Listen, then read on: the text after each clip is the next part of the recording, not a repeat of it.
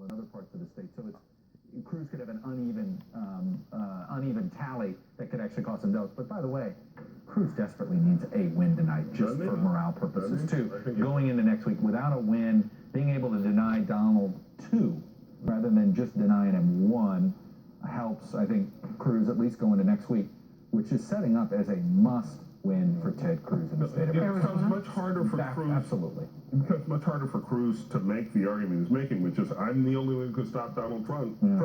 If we just had 5 contests, and guess what? I didn't win any of them. Or I'm the only one that can stop Trump in closed Republican primaries. Okay, I'm the only one that can beat Donald Trump when the electorate is as small as it possibly could be. Right. That's not a win. And the state ends in a vowel. And it's like, it starts becoming like, well, why does that predict why you're not going to get, why you're going to deny him the nomination? The argument that he's making, that I'm the only candidate who can stop Donald Trump, traditionally that would mean beating Donald Trump. But in this case, it's not beating Donald Trump. It's denying Donald Trump enough delegates to be securing the nomination on the first ballot, going to a second and third ballot where he will wrest the nomination away from the person overwhelmingly who has won the most states and gotten the most votes. And if you talk to people in Washington, D.C. tonight, the establishment of the party, around the Republican National Committee, that is precisely what the plan is. That Donald Trump will not be able to get the requisite number of delegates, and that the nomination will be denied him in an open, in an open convention, which we haven't seen for a very, very long time in this country. Do you believe that? Do you right now, if you had a pile of money to bet either way? Look, I think Donald Trump right now, I mean, he has a difficult task. It's not impossible for Donald Trump to hit 1237 and secure the delegates he needs to be nominated on the first ballot.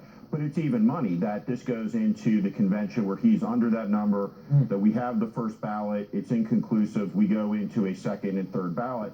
And so this game begins to play out. And what's interesting is Donald Trump, the ultimate insurgent outsider candidate, then has to master the inside game, the arcane rules of a Republican National Convention or the Democratic National Convention. These rules, the ability of the delegates at a state level as we go through these state convention processes to muck around with this is just extraordinary. And so the campaigns now will be arming up for this inside game while this outside game that we're all covering plays out. But it's the inside game here that may well be determinative before this is all over. Wouldn't the impact of all of that on the party and its prospects be devastating? I mean, you pointed out earlier that the parties are not themselves necessarily small d democratic institutions, right? Not entirely. But voters are under a different impression. They think they're voting, they're choosing the nominee, and if all of a sudden, the party says, well, actually, you weren't. Electing delegates, not presidential nominees. You spoke, and we didn't listen. So the conventional wisdom will be that it will shatter the Republican Party, it will blow it apart. We shouldn't underestimate the capacity of Hillary Clinton to be a unifying force for whomever the candidate. Let's go to Houston, Texas, with the difference down to 892 votes in Missouri. Let's listen to Ted Cruz. Continue our march to 1,237.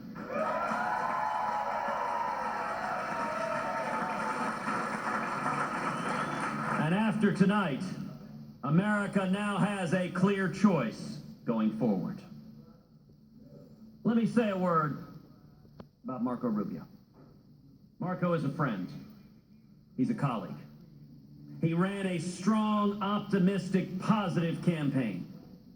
His story, the son of a bartender, the son of a maid who fled Cuba seeking freedom, is powerful, it's inspirational. Marco's story, his passion, inspires me.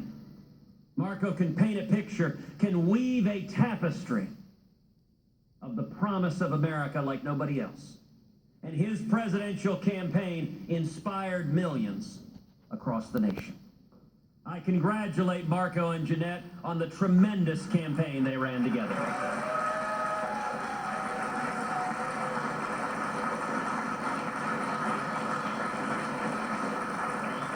To those who supported Marco, who worked so hard, we welcome you with open arms.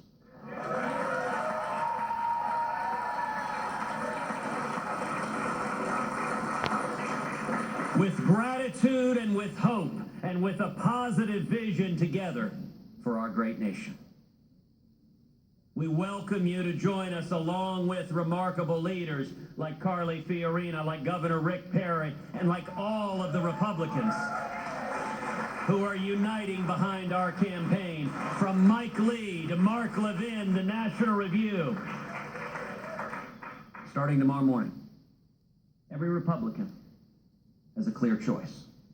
Only two campaigns have a plausible path to the nomination: ours and Donald Trump's. Nobody else has any mathematical possibility whatsoever. Only one campaign has beaten Donald Trump over and over and over again.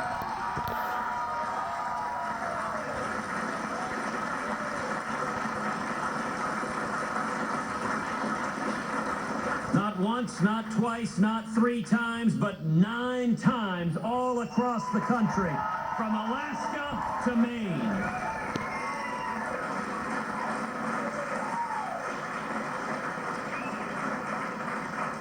And going forward, the choice is straightforward. Do you want a candidate who shares your values, or a candidate who has spent decades opposing your values? The mainstream media, the network sued